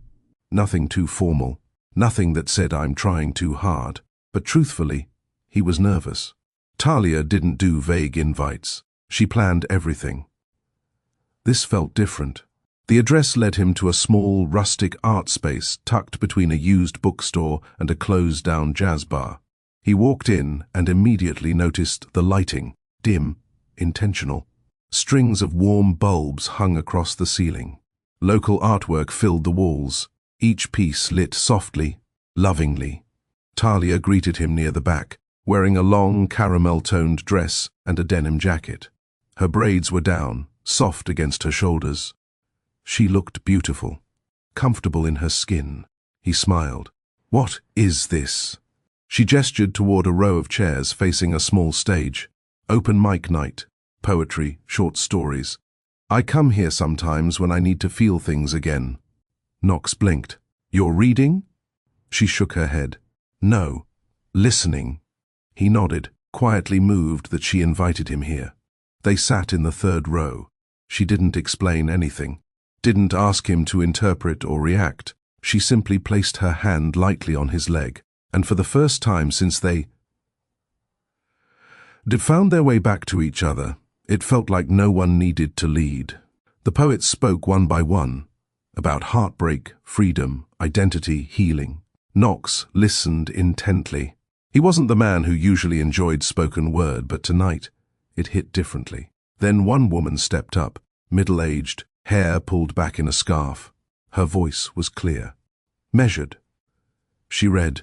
He never said the words, but I heard them in the way he left, in the quiet between touch and turning away, in the sound of the door clicking shut. Love doesn't always shout. Sometimes it just disappears. Knox shifted in his seat. He didn't look at Talia. He didn't have to. She didn't flinch, but he felt her breathing change. And in that moment, he knew what she'd carried all those years. Not just the pain of being left, but the silence after. When the reading ended, the room clapped gently. Talia leaned over and whispered, "You okay?" He nodded slowly. "I get it now, more than ever." After the event, they walked outside into the warm Austin night. The city buzzed softly around them, but their little corner felt still. Talia spoke first. "That piece always gets me." Knox looked at her. "Because it was us." She met his eyes. "Because it was me." He stopped walking. "I never said sorry for the silence." "You don't have to keep apologizing," she said. "You're here now." "I know. But I need you to know it wasn't about you. It was about me. I didn't know how to stay in something that made me feel vulnerable." Talia exhaled. "We both had growing to do." He stepped closer. "I want to give you words now, not guesses, not questions." She didn't answer, but her eyes softened. "Then start here," she said. "Come with me tomorrow." "To what?" "To meet my mother." The next day, Knox wore his nerves like a second shirt. Meeting her mother wasn't a small step. It was a threshold, a marker that said, "This is real now." They drove out to a quiet neighborhood on the south side. Small homes. Children playing in front yards. Wind chimes hanging from porches. Her mother, Lorraine, answered the door with a warm but assessing look. She wore a floral blouse and held a dish rag in one hand, like she'd just stepped out of the kitchen. "So, this is the man who forgot how to dial a phone for 5 years," she said without blinking. Knox cleared his throat. "Yes, ma'am, and I won't make that mistake again." Lorraine stared at him for a moment longer, then smiled. "Well, come in. I made too much chicken anyway." Dinner was relaxed, but not effortless. Lorraine asked hard questions. Knox answered every one. She didn't spare him the side eyes or the long silences. But she also noticed the way he looked at her daughter, the way he helped clear the dishes without being asked, the way he complimented her cornbread without sounding like he was trying to win points. After dessert, Lorraine pulled Talia into the kitchen. "He's grown," she said softly. "I know. He's still got that guarded look. He's learning how to live without it." Lorraine looked at her. "You okay letting him try?" Talia smiled. "Yeah. I think I am." On the drive home, Knox rested his hand over hers. "I hope I didn't ruin the chicken," she laughed. "You earned a second helping. That's more than most men get with her." He grinned. "Think she'll let me come back?" "Maybe," Talia said. "If you bring pie." They laughed together, and for the first time in a long time, it didn't feel like something fragile. It felt like something earned. 2 weeks later, Talia stood at the edge of an open field in South Austin, where a family-friendly art festival had taken over the park. Booths lined the walkways, filled with handmade jewelry, paintings, and crafts. Kids chased bubbles through the grass while parents carried snow cones and folding chairs. Mina tugged gently at her hand. "Can I go see the butterflies again?" Talia nodded. "Stay where I can see you." Knox stood nearby, watching a group of kids decorate kites. He wasn't trying to prove anything. He wasn't clinging or hovering. But his presence was constant, like the breeze. Quiet, grounded. Talia had spent years doing everything herself, and now she was learning how to share the weight. Not because she couldn't carry it anymore, but because someone had finally shown they were willing to hold it with her. They found a shaded bench after lunch. Mina had a purple popsicle smeared across her cheek. She was mid-story, recounting how a boy tried to jump into the fountain and got his pants stuck. Talia chuckled. Knox listened closely, offering small responses, letting her shine. He didn't force conversation. He didn't shift attention back to himself. When Mina ran off to join a chalk drawing circle, Talia turned to him. "She's taken to you more than I thought she would."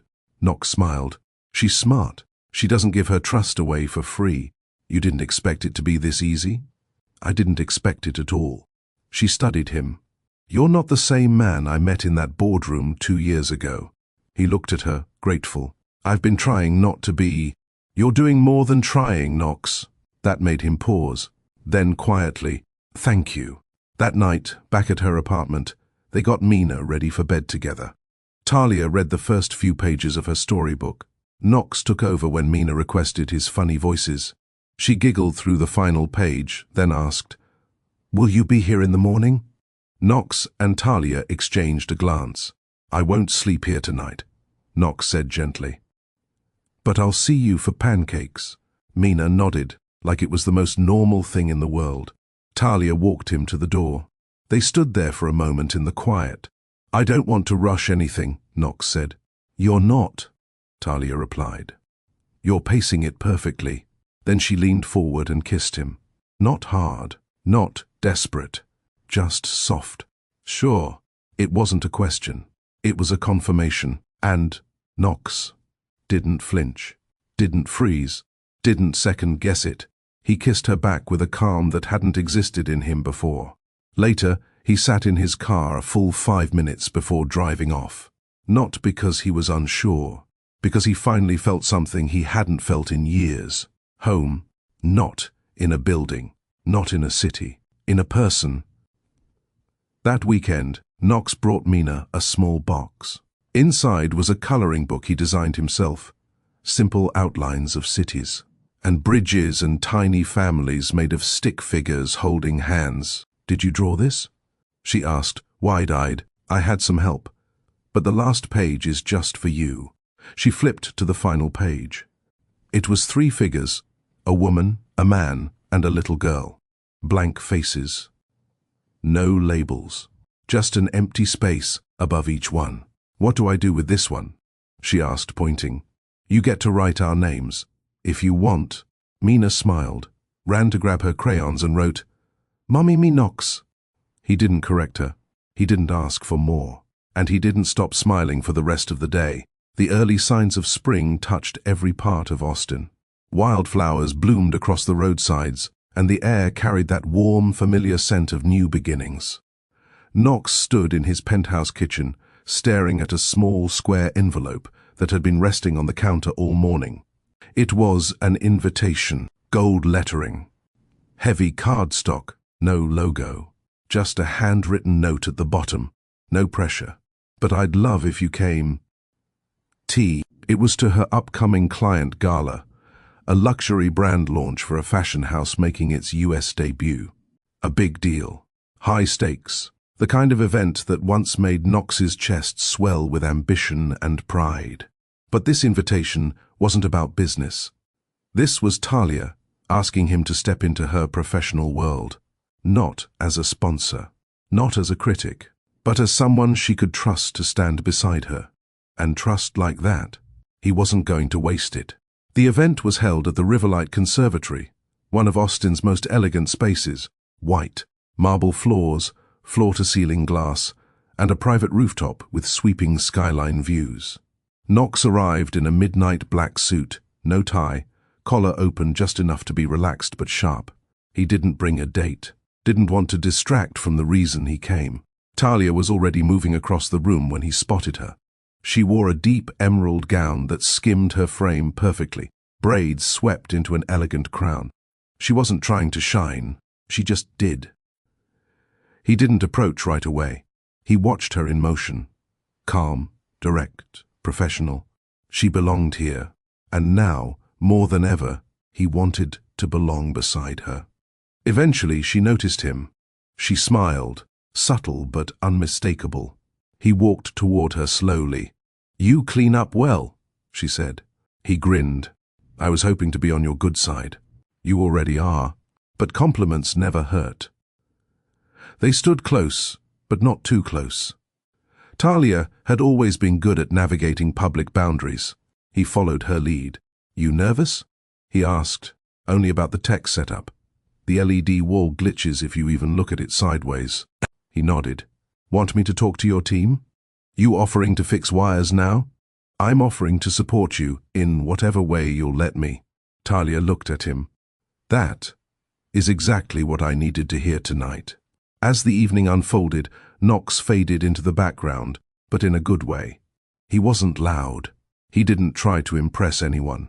He simply made himself useful, greeting key guests, handling a minor delay in seating, even helping a vendor whose display table collapsed right before doors opened. He was everywhere without making it about himself. And Talia noticed. She always noticed. Around 10 p.m., the event had settled into its final hour. Speeches had been made. Champagne was flowing. Music played at just the right volume. Talia found Knox near the back patio, looking out over the skyline. He turned when he heard her steps. "Everything went smooth," he said. She exhaled. "Because you helped. Thank you." He shook his head. "You pulled this off." "I was just background noise." She stepped closer. "You're not background, Knox. You're something I never had before." He looked at her. "Quiet. What's that?" "A man who doesn't make me smaller to feel bigger." His heart pulled tight in his chest. He reached for her hand, discreet, gentle, not for the cameras. "Talia, I know we're taking it slow, but I need to say something." She waited. "I don't want us, to stay in the safe zone forever." Her breath caught. "Me either," she whispered. Back at her apartment, they stood in the kitchen again. Knox took off his jacket and draped it over the chair. Talia leaned against the counter, heels off, dress flowing softly. He walked over and stopped a few inches from her. "You sure?" he asked, voice low. She nodded. He kissed her. Deep, focused, familiar, but not rushed. It wasn't lust. It was release, of fear, of guilt, of everything they'd both held in for years. That night, they didn't say much. They didn't need to. Their bodies spoke what words couldn't hold, that they were done pretending this wasn't real, that they trusted what they were becoming, that they were ready. The morning after, sunlight poured into Talia's apartment in streaks of pale gold. The city buzzed softly outside, but inside, it was still. Knox stirred first. He was on the couch, fully dressed, shoes off, tie folded neatly beside him. He hadn't stayed in her bed. Not because he wasn't invited, but because he respected the space they were rebuilding. Love, for him, wasn't about claiming territory. It was about being present, exactly how and where he was needed. He stood, stretched, and walked quietly to the kitchen to start a pot of coffee. Talia emerged a few minutes later, hoodie over her dress, socks on her feet, hair still pinned in a messy bun. She rubbed her eyes and leaned against the doorframe. "You make yourself at home now?" He poured her a cup and handed it over. "I make myself useful." She sipped and smiled. "That's a fine line, Mr. Callan." "I'm learning how to walk it." They sat across from each other at the small kitchen table, legs brushing slightly under the wood. Neither pulled away. "You okay with last night?" she asked. He nodded. "More than okay. But I'm not assuming anything. We're still building." "Good," she said, "because I'm not interested in something we can't protect." He looked her in the eye. "We're worth protecting." Later that day, Knox stopped by his own place for the first time in nearly 2 days. He hadn't even noticed how absent he'd been from the penthouse that once consumed his time.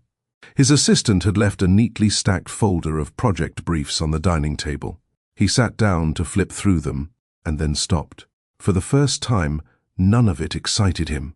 Not the quarterly forecast, not the acquisition update, not even the brand expansion opportunity in Miami. Something inside him had changed. Subtly, permanently. He didn't want to build more walls. He wanted to build something that breathed. And, for the first time in a long time, he wasn't afraid to admit it. That evening, Talia called. "Mina's dance recital is this weekend," she said. "It's a small thing. School gym, probably 15 kids. I don't want to make it a big deal, but I want to come," he said before she could finish. She paused. "You sure? I've missed enough firsts. I won't miss this one." Talia's voice softened. "All right, Saturday, noon. I'll text you the details." On the day of the recital, Knox wore a soft blue button-up and carried a small bouquet of sunflowers. He didn't overthink it. He just showed up, on time, alone, and ready. He sat beside Talia in the second row of folding chairs. She looked calm, proud. "You nervous?" He whispered. "She is," Talia said. "She kept asking me this morning if she'd trip in front of you." He smiled, touched. "I'd catch her." The lights dimmed.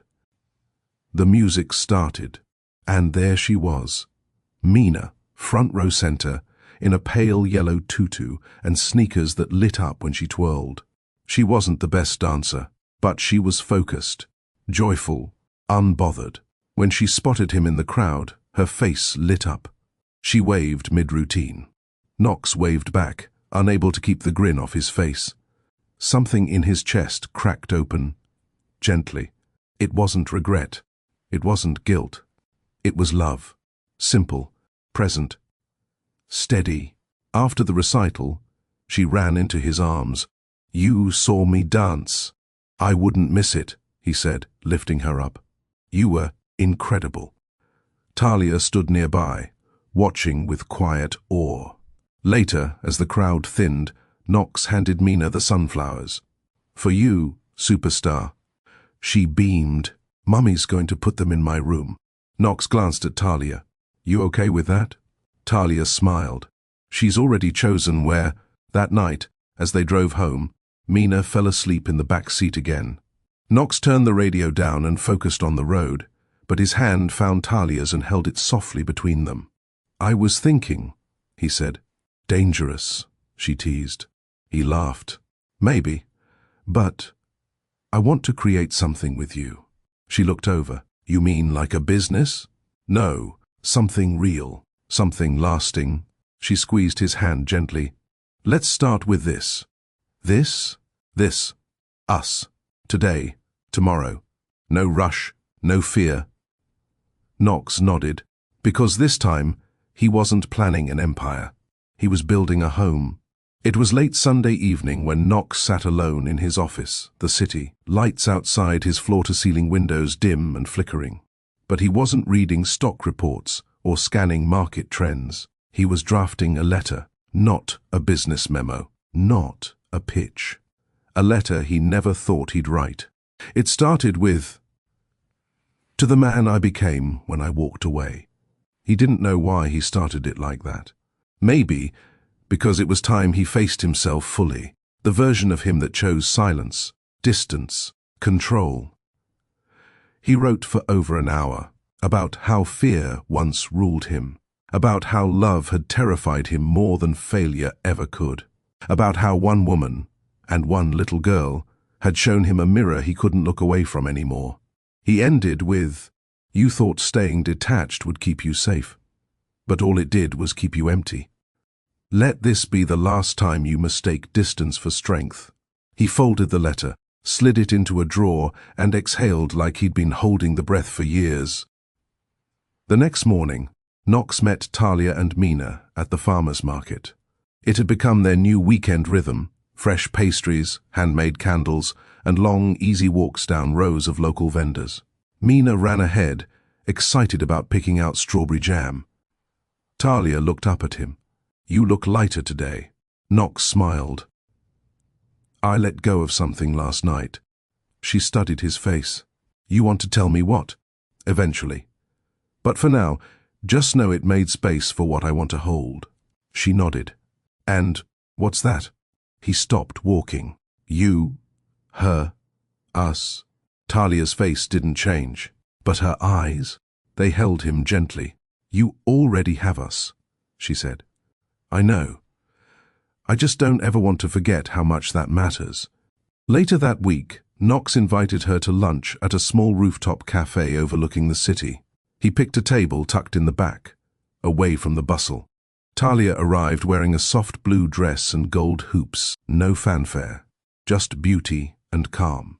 As they ate, she noticed something in his tone, the way he looked at her. It felt steady, like he wasn't just surviving love anymore. He was living in it. You've been different lately, she said, because I've stopped treating this like it's something I need to master. She tilted her head. And started treating it like something I'm lucky to grow inside of. Her expression shifted, less guarded, more present. Knox reached into his coat and pulled out a small black box. Not a ring, a key. Talia blinked.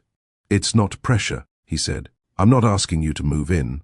I'm saying you can walk in whenever you want. No walls, no appointments, no code. She held the key in her hand. Light. Small, but heavy with meaning. Knox.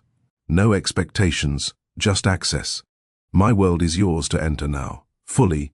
She tucked it into her bag quietly, then reached across the table to take his hand. Thank you. And that was all she needed to say.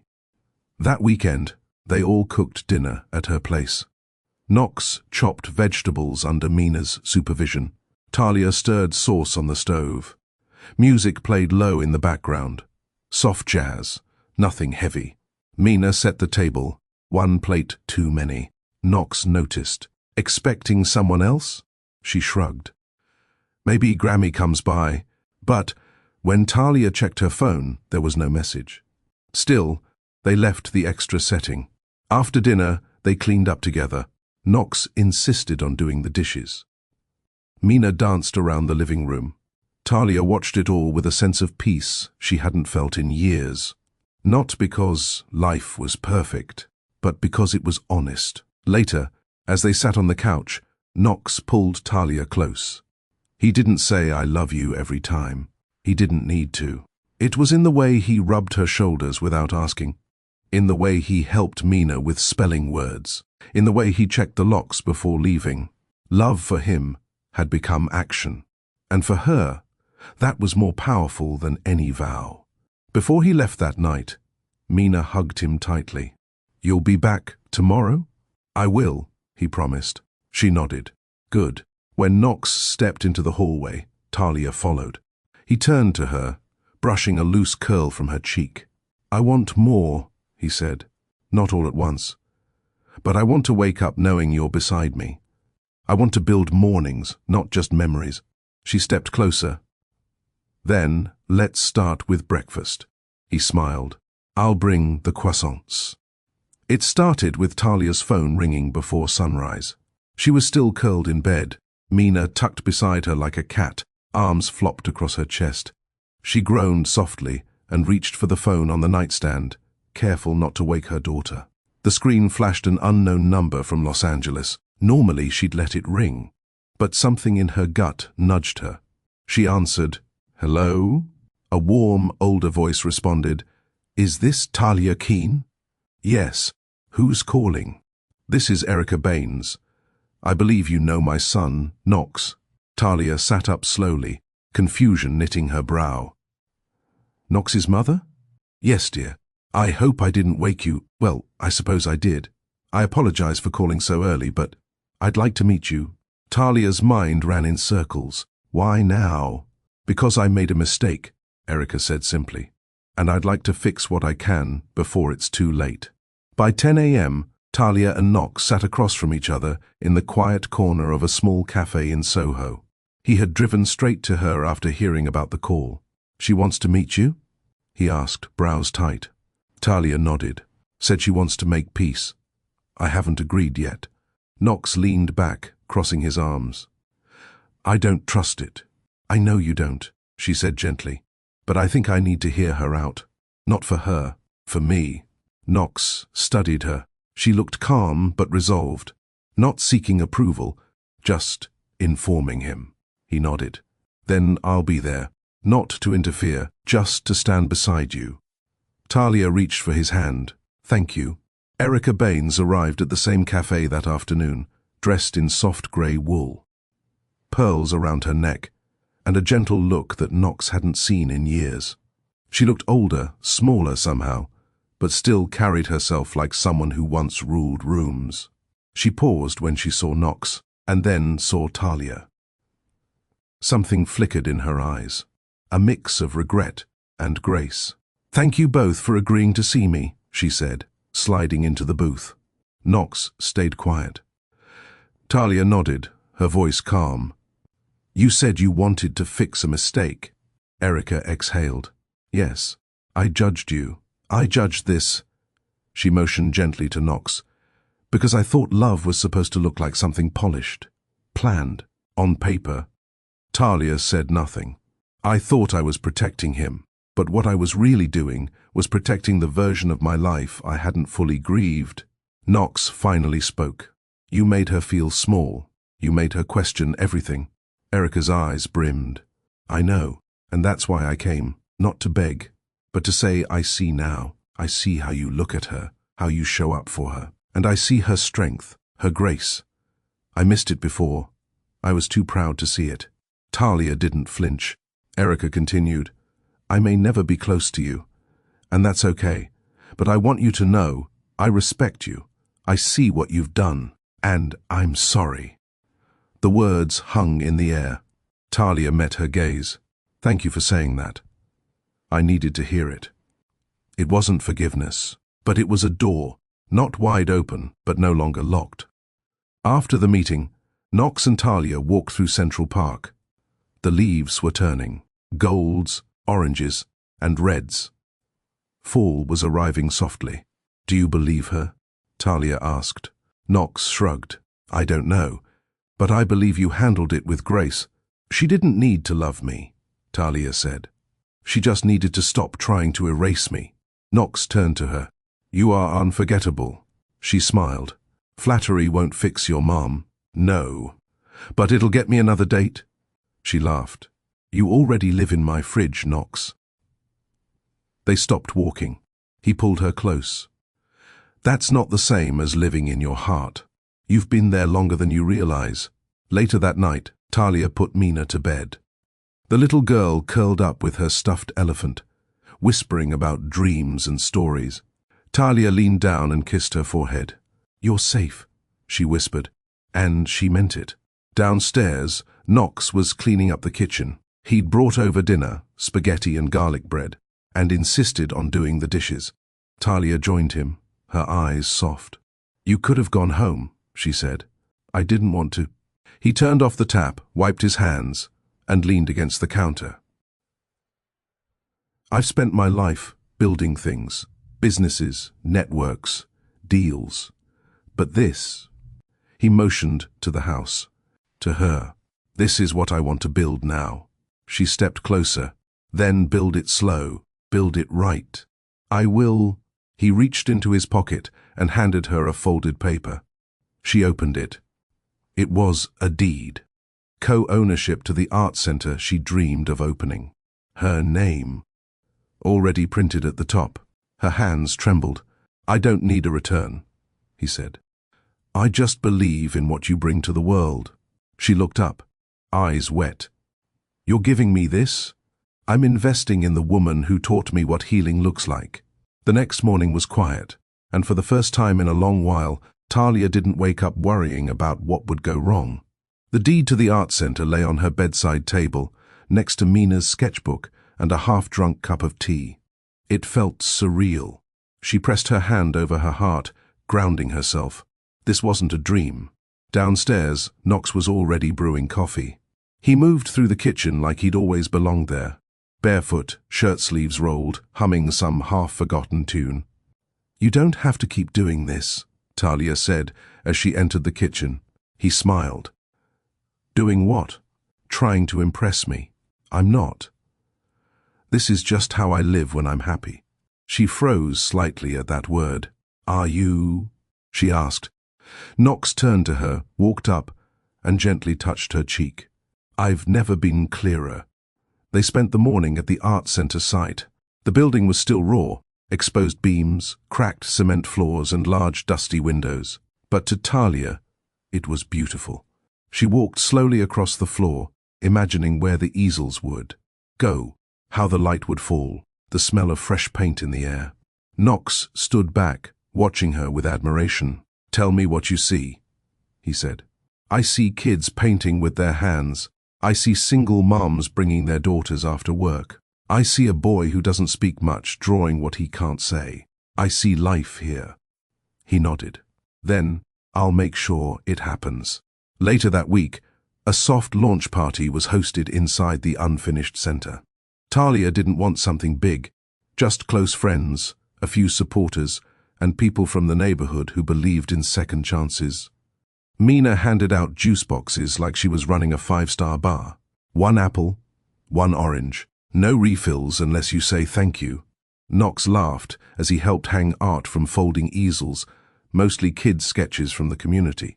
Crayon hearts, paper cities, a messy fingerprint tree. Talia stood in front of the crowd and spoke. I'm not someone who comes from money or power. I came from figuring it out.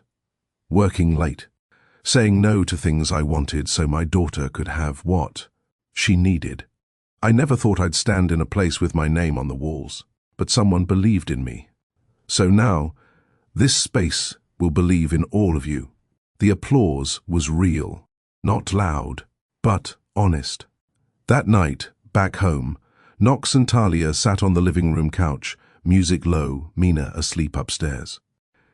He rested his head against hers. What now? He whispered. Talia thought for a moment. I want to be seen. I want to keep building. But I also want you to know I'm not rushing anything. You think I don't already know that? She smirked. You're a CEO. You usually try to control everything. He laughed. That's fair, but I don't need saving, Knox. I need choosing, over and over. He kissed her temple. Then I choose you, every day, even when you burn toast. I don't burn toast. You did yesterday. They laughed together, shoulders touching, silence slipping in like a warm blanket. A few weeks later, Knox took a trip to Los Angeles to close a company merger. Talia stayed behind. Mina had school, and the art center was preparing for its first full workshop week. They FaceTimed every night, Mina showing him her latest drawings, Talia teasing him about hotel room service. But on the 4th day, something shifted. Knox called late, his face pale on screen. Talia, he said quietly, my mother had a fall. Oh no. How bad? She broke her hip. They're prepping for surgery. I'm at the hospital now. I'm so sorry. Do you want me to come? He looked tired. No, not yet. But thank you. 2 days later, he called again. She's going to be okay, but she's asking to see you. Alone. Talia blinked. Are you sure? Knox nodded. She said it herself. No press, no cameras, just you. Talia flew out that Friday, nervous but steady. She walked into the hospital room where Erica lay, thinner but alert. Erica gave a small smile. You came. I did. Thank you. There was a pause before Erica spoke again. You're the woman my son loves. And I see now, he's better because of it. Talia didn't speak. Erica continued. I have a lot of regrets, but one of them is not making space for a woman like you in my life sooner. You were never a threat. You were the balance he needed. Talia finally sat. It's hard to trust this isn't temporary. It's not, Erica said softly. I don't know how much time I have left, but I'd rather spend it making peace than holding pride. Talia took her hand. Then, let's make peace. Back in New York a week later, Knox was waiting for her at baggage claim. He didn't say a word, just pulled her in and held her like he hadn't breathed since she left. She meant it, Talia said softly. Your mother, I know, you changed us both. That night, Knox brought out a small box. Not a ring, not yet. Inside was a gold chain with a charm shaped like a paintbrush. For the woman who colors every room she enters, he said. Talia's eyes filled. Knox. No pressure, no timeline. But one day, I'll ask, and I'll be ready. She wore the necklace to bed. Weeks passed. The art center buzzed with life. Chalk on sidewalks, brushes in water jars, laughter echoing through old walls that once sat silent. Mina ran in and out of rooms like she owned the place. Maybe she did, in a way. Knox visited often, but never hovered.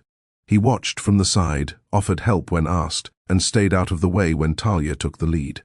One afternoon, after a messy finger paint class with 12 toddlers, Talia stepped outside for air. Her hands were stained blue and red. Her hair was pinned back with a pencil. She looked chaotic and happy.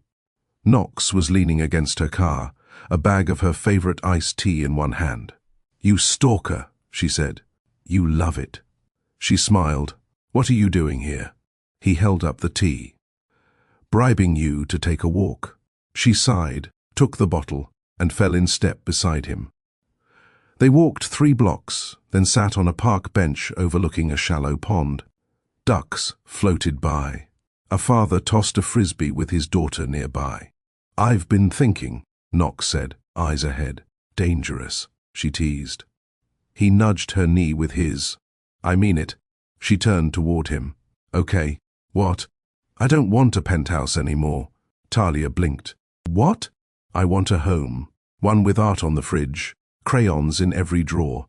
I want you, Mina. Maybe a backyard with bad grass and a leaky faucet." "You hate leaky anything." "I can learn." She laughed. "That's a lot of change for a man who once measured time in quarterly earnings." Knox looked at her. "Serious now. I almost missed this, you, because I was chasing numbers.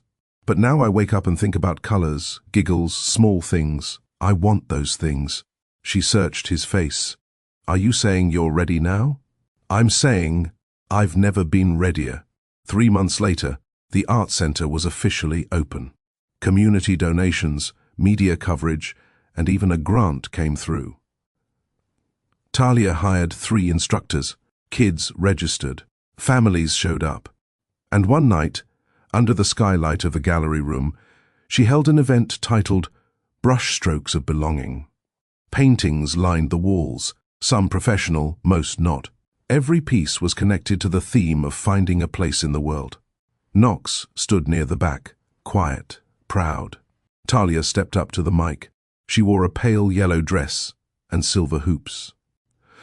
Her curls were up, her voice steady. "I built this space because once I didn't feel seen. I was tired, broke, and raising a daughter without knowing how the next month would look, but someone saw me, believed in me, and now I believe in you. This is for everyone who's ever felt like they didn't belong. Here, you do." After the event, as the lights dimmed and the last guests trickled out, Knox took her hand. "I bought a house." Talia blinked. "What?" "It's not huge, but it has a backyard, a sunroom, and a breakfast nook you're going to fall in love with." She stared at him, heart thudding. "You serious?" "I already called the painter. He's doing the kitchen in sage green like you wanted." Her lips parted. "You remember that?" "I remember everything about you." She looked at him for a long second, then leaned in and kissed him. Slowly, fully. It wasn't a first kiss. It was a promise. They moved in a month later. Mina picked her own room, insisted on a galaxy ceiling and a jungle of stuffed animals. Knox let her decorate with 0 limits. Talia unpacked slowly, savoring every box, every frame, every cookbook. This wasn't someone else's house. This was theirs. On the first night in their new home, they sat on the back porch. The stars were out. Mina had fallen asleep on a giant beanbag in the den. Talia curled up beside Knox on a wooden bench swing. "You good?" he asked. She nodded. "I'm more than good. I'm steady." He wrapped his arm around her. "I like that. I used to wonder if I'd always be running," she said. "If love was something that happened for other people." Knox didn't interrupt. He let her speak. But now I know, she whispered. Love isn't the rescue. It's what you build once you've rescued yourself. He kissed her forehead. Exactly. 1 year later. Talia stood in the mirror, adjusting her earrings. Mina knocked on the door, holding a bouquet. You look like a princess, she said. Talia smiled, crouched, and kissed her daughter's nose. And you look like the queen of the whole world. Knox waited outside, in a grey suit that made him look like 1,000 dreams folded into one. The wedding was small. Backyard, twinkle lights, laughter, no media, no fanfare, just chosen family. Knox stood under a simple arch, his eyes never leaving Talia's as she walked toward him. Vows were whispered more than spoken, but every word rang true. When they kissed, Mina clapped the loudest. Later that night, they lay in bed, the window open to the cool breeze. I have something for you, Knox said. Talia turned. He handed her a small leather-bound notebook. She opened it. Inside were letters, all dated over the past year, all addressed to the woman who changed my life. Talia's hand flew to her mouth. You wrote me love letters? One for every time I wanted to say more than thank you. One for every moment you made me proud to start over. Tears spilled quietly down her face. Knox pulled her close. And there'll be more. Because this is just the beginning. Talia found strength in herself before finding love. Knox learned that real success isn't measured in money, but in the moments we choose people over pride. If this story moved you, tell us, what would you do if someone from your past returned unexpectedly? Drop your answer in the comments. Like this video if you believe in second chances. Subscribe to Mr. Charles Stories for more powerful love stories with life lessons. Share this with someone who needs a reminder that healing is possible, and love shows up when you least expect it. Thanks for watching and see you at the next one.